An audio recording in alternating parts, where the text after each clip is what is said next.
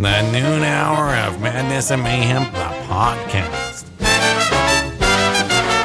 Victor, I think Eddie Trunk stole my To Peach Their Own question from yesterday. What? Yeah, he posted earlier today, "This should be fun. Sit or stand concert etiquette. Call in 3 p.m. Eastern time." Wow, he is following your profile and ripping off all your stuff. Hopefully he follows my haircut soon and decides to shave off that mess. That's right. It looks bad. Yeah, I saw your post about that. And when I went to the Sasanta tour, or Sasanta, Pussa for a Perfect Circle and Primus, the couple in front of me and Dan and Jen stood the entire show. And it was like a 3-hour show with only one little intermission, 3 bands that were all just kind of taking turns playing. I wanted to sit down a few times and relax. So we sat down and stared at the back of them. I think it's perfectly acceptable to stand in the seats, but, sit down every once in a while. Or get on the floor. Get yourself a floor ticket. I just remember at Cody Jinks, you got so mad because this big fat drunk dude 2 rows in front of me was like, "I'm just going to stand, all right?" And I just started cussing him out. And you're like, "Calm down, Peaches, calm down." I'm like, "No, because if I stand up, then everyone behind me is going to be blocked. And then I'm not going to hear about it. Or I'm going to never, what's it called? I'm never going to, they'll just keep yelling at me the entire time." Well, and generally, there'll be times during the show where everybody stands up, but then other times people sit down. I think if you want to just stand up for a little bit, it's fine. But the whole show, just buy a floor seat. Right. Well, it's easier said than done, too. I mean, some of those pit tickets are quite expensive. Well, why don't you pull yourself up by the bootstraps and get yourself a better job? It's easy. You just need more money. Yeah, I was looking at the 9 Inch Nails ticket prices today, and they're still outrageous. Ugh. Are you actually going to try to buy those? Yeah. I'm going to have to if, our homies at the label don't do anything, which it appears that's going to be the case. So, yeah. It's looking about because I'm not going to sit in the nosebleeds at 9 Inch Nails. So, floor tickets were outrageous. They were like $300, but there were some seats for, $180, $200. Still hoping that they'll come down in price by Friday. I pulled up the Live Nation website. You're right, $300 still for the floor. I see some seats for $195, right by the stage. Yeah, but there's 2 stages. You're right. I want to kind of be in between them. On the side, in between the stages, I think would be cool. I mean, if you drop $600 on this, that's your fault. I know, but it's like they're one of my favorite bands. Who knows how long till they'll tour again? Everybody's saying this is like the best tour ever. Just got to go. Gonna do it. All right. So, Victor, we were just talking about ticket prices for 9 Inch Nails at the Delta Center, and I saw this whole thing about how Live Nation settled with the Department of Justice. I don't really know much about it. I just saw the news, came up to you that morning yesterday and was like, hey, they finally settled this, but again, a lot of people are very upset by the outcome because it seems like nothing even changed. It was just kind of like, it looked like a whole big to-do about nothing. Right. For sure. Because they made him sell a few venues, it says here Live Nation agreed to pay $280 million to the 40 states that joined the Department of Justice's case. In return, Live Nation does not need to divest Ticketmaster. No. This, despite the case centered on the Live Nation Ticketmaster partnership harming music acts and concert goers. Yeah. This is just ridiculous. I mean, and they're allowing venues to use other ticket selling sites to sell tickets, not requiring them to work exclusively with Ticketmaster. But I don't see how that's going to help us any either. That's not going to lower the price of tickets. You go to SeatGeek, they're still just as expensive as everywhere else. Yeah, sometimes even worse, yeah. Totally understand that, yeah. So I just don't understand how it's going to improve everything for anybody or make things any more affordable, because, Live Nation's still going to wield all the power. So it sucks that rock concerts are so rare that Metallica at the Sphere is just such a unicorn that people were flocking to that queue on Ticketmaster and buying all the tickets, then trying to resell them to make a profit. The entire crowd at the Metallica Live at the Sphere show is just going to be influencers taking pictures and videos, posting them immediately so they can get the most likes and comments. Really, they're not Metallica fans at all. Yeah. I mean, thousands of dollars for a ticket. Right. Plus, you got to deal with hotel prices, and Vegas has gotten to be really expensive. So, yeah, I don't know any average person who's going to Metallica at the Sphere. Have you met anybody who's going? No. I'm shocked there's people even going to Nine Inch Nails. I feel like those tickets are way too expensive. Yeah, like I said, I mean, that would be, if I had to drop $200, the most I've ever spent on a concert ticket. Like, if I have to spend that kind of money. See, I'm not. If I'm working in radio, I'm not paying for any concert ticket, especially to a band that doesn't really want to give us comp tickets. Like, they don't appreciate the radio DJs for playing their music and all of that. Yeah, I don't know. I'd have to. I tried, but there have only been a handful of bands that it was just like no, and that would be, of course, it's all the bands I want to see. Right. Tool. Nine Inch Nails. Yeah, and I don't really want to support those bands by having to pay for the ticket and all of that because they wouldn't allow us to have. I figure I get to go to enough shows, I could buy some tickets. Because at other shows I usually buy merch, try to support the bands in another way. I'll buy an overpriced $80 hoodie or something. See, I would not do that whatsoever. Yeah, just way too cheap.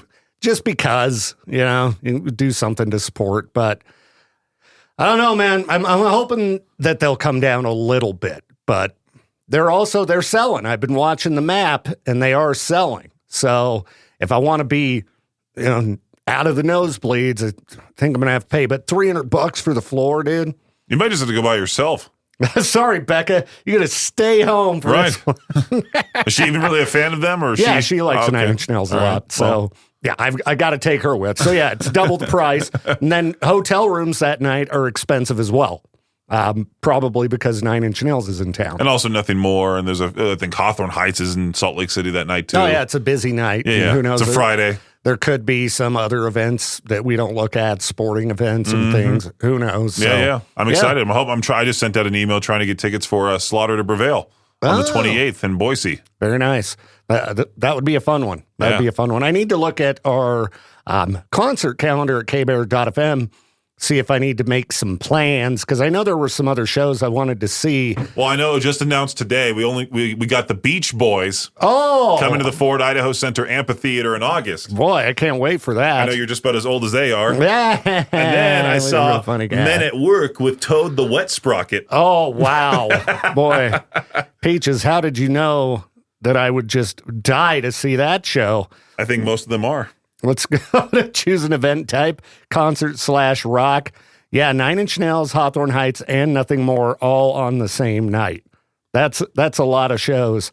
What's the next one that I'd really like to go to? I mean, that Slaughter to Prevail with Whitechapel tour is pretty awesome. But let's see. If I'm skipping Nothing More this Friday, I have to go see Slaughter to Prevail. It was either one. Yeah. And I was thinking about doing the Lamb of God show that Saturday. I was going to do the Slaughter to Prevail show in Salt Lake on the 27th, and then go to that next show, the 28th, the next day. But I really didn't want to take a day off. I just was like, okay, well, I can just go see those bands in Boise on a Saturday, so that way Aubrey can join me. We have this whole thing where she's not going to go to the concert with me. She's just going to go to Twin Falls, and we'll both go to her sister's place, stay there for a little bit. Then I'll drive to Boise, go to the show, come back the night of. Oh, okay. Yeah, that's not bad. Yeah. That's doable. But yeah, Lamb of God. Let's see. So is the Saturday? Lamb of God's on a Saturday. Lamb of God's on a Saturday with Kublai Khan, Fit for an Autopsy, Sangui Sukabog at the Union Event Center. Gosh, that one would be really fun too. There's so many good shows coming up. It's just hard to try to go to all of them. Well, then after that, I'm just going to wait until Bill Murray comes here April 18th. And that might be the concert that I feel like if we have any issues at all, I'm buying my tickets.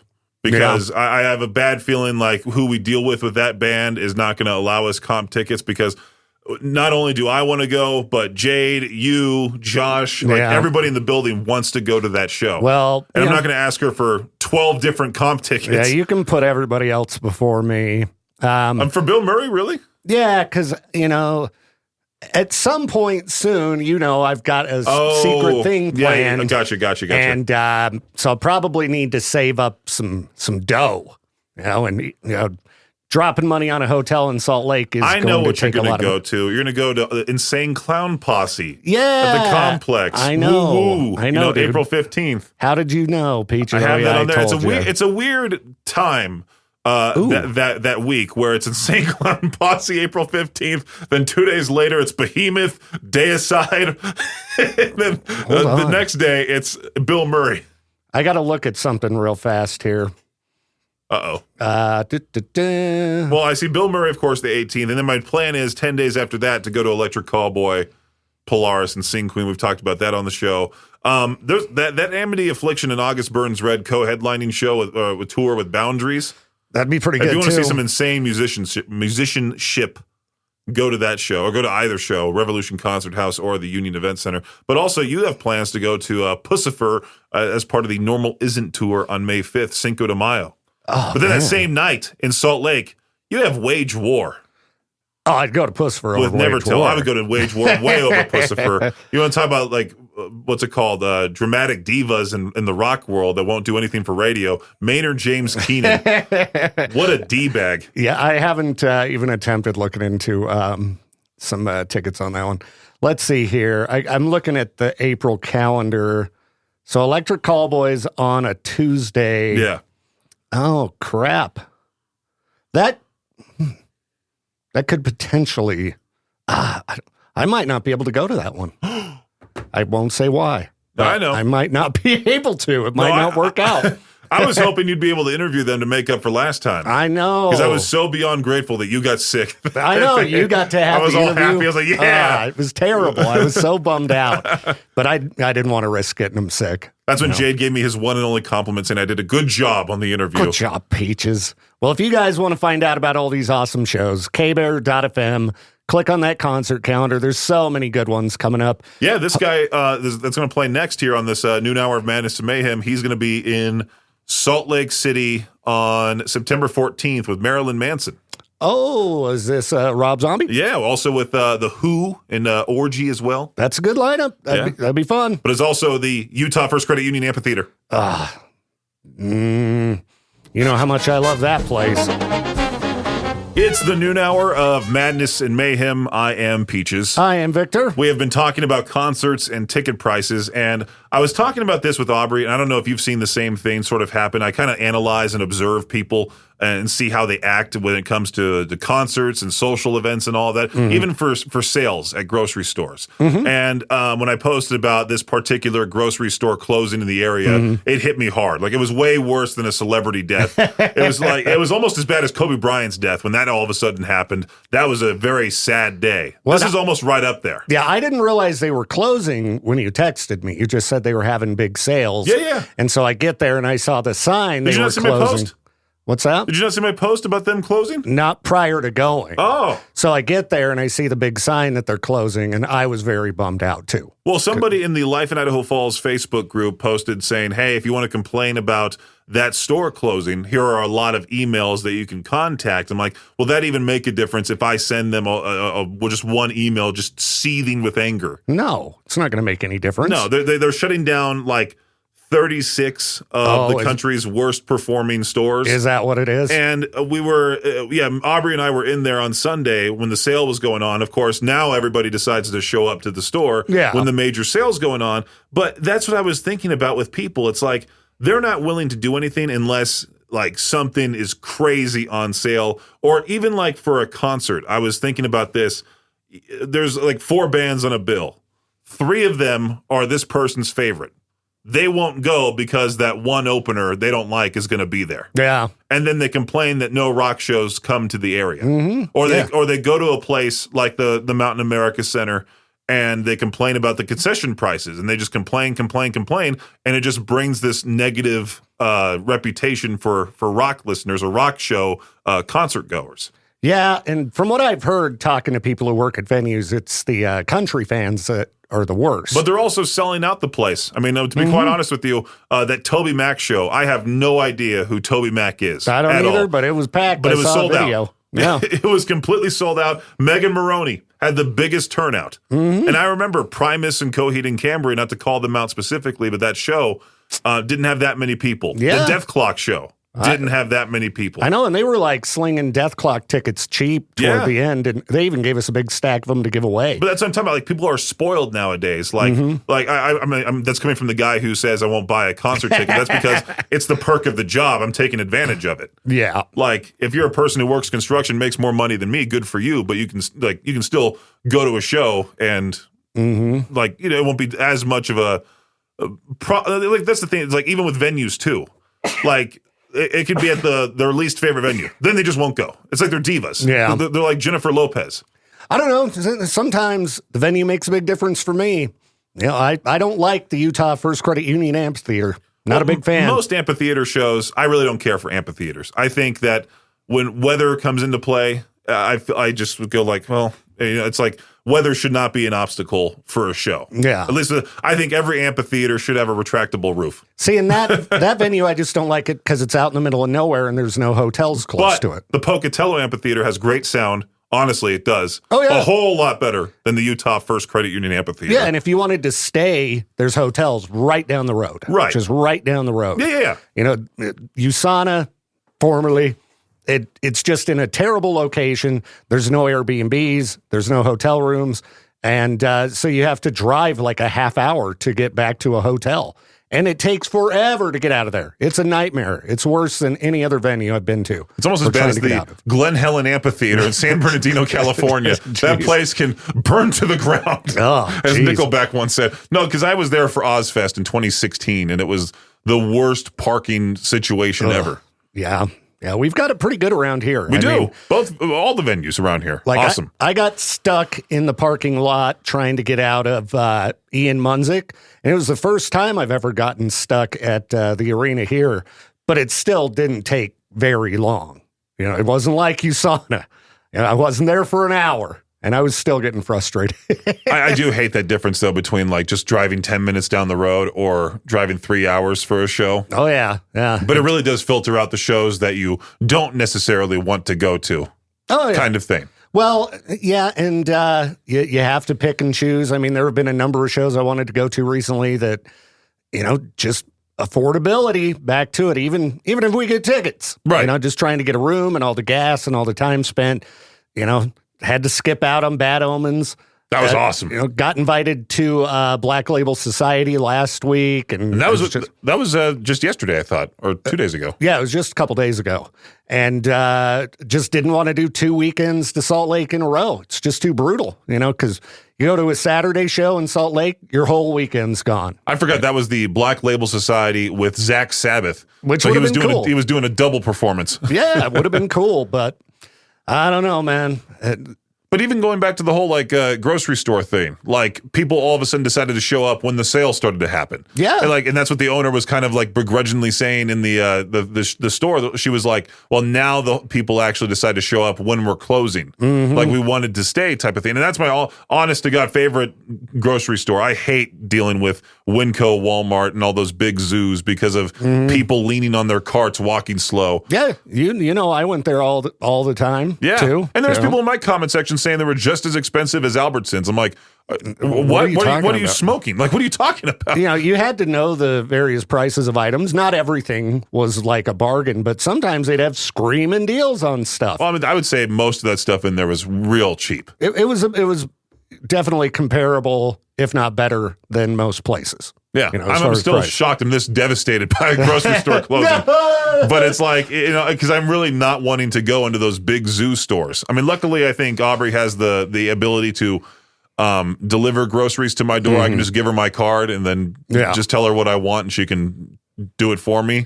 so I don't have to go into those places anymore. Because I'm trying my best to avoid this. Just parking so far back, walking in and out of people. Just I know. treating it like it's the NFL Combine, going in and out. It's not fun. I don't like it either. Right. So I'll be the guy who's using Walmart pickup, or I get I fork over. How about this? Instead of paying like $300 for the Costco, or not for the Nine Inch Nails tickets, I pay that for a Costco executive membership. Oh, there you go. And become an elite shopper. Oh, dude, I mean, I get you on the crowds thing, or even just I've gotten so lazy when it comes to driving across town.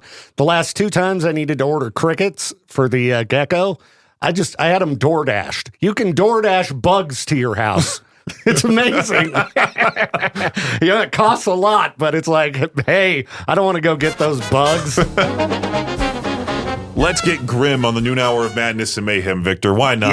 Yeah, I love getting grim. What is slowly disappearing, but nobody talks about it? Oh, okay. I kind of glanced at this thread earlier, and one that I always hear people talk about, and I think is true and kind of weird and scary, are bugs. I don't believe that. You don't believe Every that? single time I drive anywhere in Idaho during the summertime, I commit bug genocide. Oh, dude, but it used to be way worse. Maybe because there's fewer bugs because I'm killing them all with the front of my car. Maybe. But it used to be bad, like really bad. And I guess especially over on like the East Coast, people would their windshields would be completely covered with bugs all summer. And now, nothing. Well, people are saying, like for butterflies, this one person said butterflies as a response to this, and another person commented back saying, plant native flowers to your area, watch them come back. We did that last spring, and by midsummer, the whole yard was covered in white and blue butterflies. Okay. So there you go. There's an answer to that. I mean, if you do want bugs in your yard, you plant flowers. Enjoy those bees, everybody. Nothing like a bunch of bees flying around in your yard. Oh, and then you got the life lesson guy. Patience. Everything is instant now. Food, answers, entertainment. We've been slowly rewired to expect everything immediately. Nobody even notices it's gone until they're frustrated, waiting 2 minutes for something. I don't know. I think I'm as impatient as I've ever been. I remember going to shows back in the day, talking about like USANA and how long it takes to get out of there. It always made me mad back in the day, too. I'm just as impatient now. And then another one, boredom. These answers are terrible. They suck. Let's go to controversial. Yeah, and I need to sit and think. No, boredom, I don't think, is something we need to have. The controversial answers are just as stupid. It was like talking about Trump and stuff. Oh, okay, of course, politics. Butterflies, privacy, I see here. Privacy. Actual ownership of things. So that's what I've been talking about a lot as of late. That is true. Everything, subscription now, music, movies, software, even cars are heading that way. You don't own anything, you just rent access. Yeah. It took me forever to find a physical copy of Resident Evil. Well, and tons of people were like, just buy it digital. Did you play it last night? No, I did not. I think you're lying. I did laundry. I saw a post saying that some guy completed on intense difficulty in an hour and 50 minutes. You know how good I am. Oh, yeah. It was me. You're the speed runner. Attention spans, again, another one of those where it's just old people, yelling at the young people. But I think critical thinking. Critical thinking, it has gone away. Yeah, honestly. Based on my Facebook feed, it has absolutely gone away. People just share information without double checking. They don't second guess anything. I see the dumbest things posted, and I'm like, did you look into this at all? Did it occur to you maybe it isn't real? I was pre-recording my afternoon show, and I was pre-recording one of the breaks talking about my Aunt Lori because she's always sharing those things of like, well, Meta did it. They're now going to leak all your information unless you copy and paste this specific paragraph to your page. Yeah. And so I talked about that, like critical thinking. I mean, that's the whole thing is like old people don't necessarily know how social media works. I don't think they'll just share like the stupidest things. I hate when adults just give out free life lessons. Like, I already know all of them. Dude, and most of the people I see sharing fake information online are old people. So, they're the ones who have lost the critical thinking. They're saying, be wary of who you talk to, but meanwhile, they're handing out their credit card information. Exactly. Another thing on this question here, what is slowly disappearing, but nobody talks about it? Random hangouts. Gone are the days of being down the street from your friend's house and stopping by to see if they're busy, want to hang, grab lunch, etc. Even 7 to 10 years ago, before COVID, friends would just text me on a random day and ask if I wanted to come with them to lunch. We would text "sup." Even if the answer was something like getting some stuff done around the house, the reply would still be, "Mind if I come hang?" That just, I think, happens as you get older. As you get older, you hang out less. You just Because you have kids, you move to another state. That's the part. That's what my life is currently in right now. I mean, all my friends are kind of just leaving California. One of them is about to have a kid, so I'm like, well, we have about 2 months left before he just completely disappears because his wife is going to give him the ultimatum of like, it's me and the baby or your game. And that's when I follow the "Be a Man" page and deserter, right? Again, these are jokes. They're jokes, people. Settle down. The noon hour of Madness and Mayhem is a production of Riverbend Media Group. For more information or to contact the show, visit riverbendmediagroup.com.